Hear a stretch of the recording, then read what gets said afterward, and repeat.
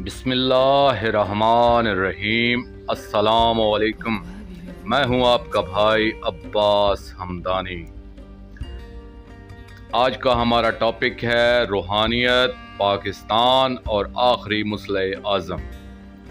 दोस्तों, जब से ज़मीन पर इंसान ने कदम रखा है, इंसान का दुश्मन शैतान भी इसके मुकाबला आ गया।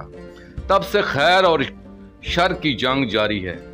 दोनों मुख्तलिफ रूपों में एक दूसरे से बरसरे पैकार रहे। शर हमेशा ताकतवर रहा, मगर जुमला ताकतों के बावजूद कभी खैर को ख़त्म नहीं कर सका।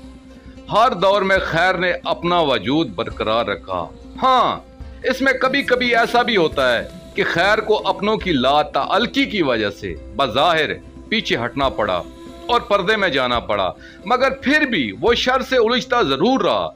इसमें ख़तरनाक सूरत हाल तब पैदा होती है जब शर बज़ाहिर खैर का रूप धार कर लोगों को गुमराह करता है और इनका खात्मा करता है, मगर अहले खैर व हक इसके इस रूप को पहचानते हैं और वो इसे खुलकर खेलने का मौका देते हैं कि ये अपनी हर तरह की हसरत पूरी कर ले।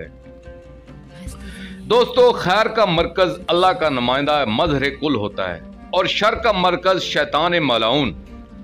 आम मैदानों में कभी जंग होती है और कभी अमन, मगर याद रखें, रूहानी मैदान में हर वक्त जंग जारी रहती है। औलियाए खैर और औलियाए शैतान के दरमियान दोनों अपनी अपनी पॉलिसियों का नफाज चाहते हैं। बज़ाहिर लड़ने वाले तो इनके मोहरे होते हैं। ये जंग आम इंसानों से शुरू होकर कौमों, मुल्कों और पूरी दुनिया में फैल जाती है। पूरी दुनिया में इनके नुमाइंदे खुफिया तौर पर काम कर रहे होते हैं। दोस्तों, दो मुल्क अल्लाह या मजहब के नाम पर बने हैं, एक पाकिस्तान और एक इसराइल। 1967 की अरब इसराइल जंग के बाद इसराइली वजीर आजम डेविड बेन-गुरियन ने सोरबोन यूनिवर्सिटी पेरिस में तकरीर करते हुए कहा था कि बैनुल-अक़वामी सहूनी तहरीक को किसी भी तरह पाकिस्तान के बारे में गलतफहमी का शिकार नहीं रहना चाहिए। पाकिस्तान हमारा हकीकी नजरियाती जवाब है।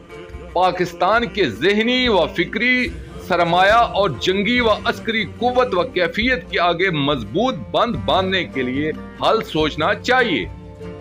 भारत से दोस्ती न सिर्फ हमारे लिए जरूरी है, बल्कि हमें तारीखी अनाज से फायदा उठाना चाहिए जो भारत पाकिस्तान और पाकिस्तानी मुसलमानों के खिलाफ रखता है। ये तारीखी अनाज हमारा सरमाया है।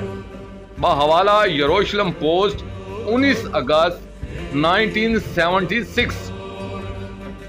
दोस्तों, पाकिस्तान कैसे वजूद में आया और कैसी कैसी कुर्बानियों के बाद हासिल हुआ, आप सब जानते हैं। लाखों लोगों की जानें और इज्जतें पामाल हुई, तारीख की अजीम तरीन हिजरत हुई। ये अजीब बात है कि इसराइल तरक्की करता रहा हर महाज पर। इसके पीछे दुनिया की शैतानी और दजाली सेहूनी कुव्वतें हैं और पाकिस्तान इस मामले में अपनों की नाआक़िबत अंदेशी की वजह से हमेशा पीछे रहा। मगर फिर भी अगर इसराइल अस्करी एटमी ताकत है तो पाकिस्तान भी इससे पीछे नहीं। दोस्तों, अब मैं बात करता हूं कुछ पेशगोइयों की जिनमें पाकिस्तान और आखिरी मसले आजम के बारे में बात हुई है। नंबर 1, सबसे पहले बनी इसराइल की एक नबी यसा अलैहिस्सलाम की पेशगोइयों में रब अल अफवाज के मुल्क पाकिस्तान का जिक्र है।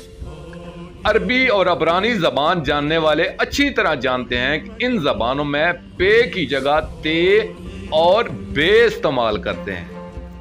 नंबर 2, कुदरतुल्लाह शहाब अपनी किताब शहाबनामा में लिखते हैं कि हाल एंड क्याम के दौरान एक किताब का मुताला हुआ जो हजरत इमाम बरी सरकार रहमतुल्लाह अलैह की तसनीफ है, जिसमें आपने पाकिस्तान बनने से 200 साल पहले कहा था कि हमारे पड़ोस यानी मिजार के करीब एक शहर आबाद होगा जिसका नाम इस्लाम के नाम पर होगा और वो इस्लाम का किला होगा।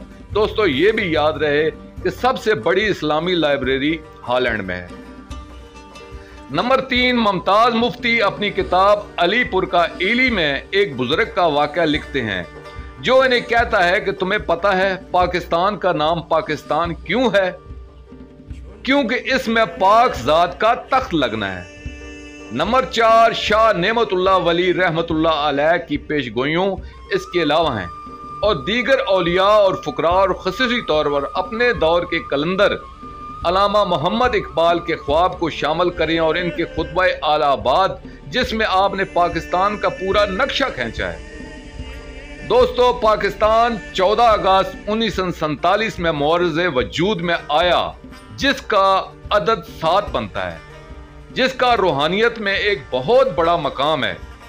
اور اگر ہم اسلامی ہجری تاریخ دیکھیں تو 27 رمضان 1368 ہجری بنتی ہے، جس کا حاصل جمع 9 بنتا ہے اور جو گنتی کا سب سے بڑا عدد ہے۔ انتہائی باکمال روحانیت کا حامل ہے۔ پاکستان کا برج اسد ہے اور سیارہ شمس ہے، جس کے بارے میں اہل علم اچھی طرح جانتے ہیں کہ برج اسد ہمت اور طاقت کی علامت ہے اور سیارہ شمس مرکزیت اور روشنی کی دلیل ہے۔ اس بارے میں باقی گزارشات آئندہ قسط میں عرض کروں گا۔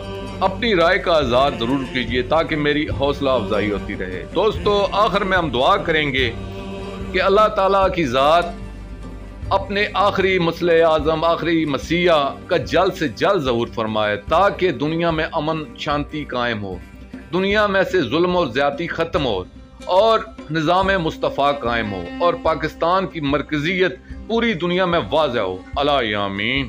یا رب محمد وآل محمد صلی اللہ محمد وآل محمد وعجل فرج آل محمد صلی اللہ علیہ وآلہ وسلم۔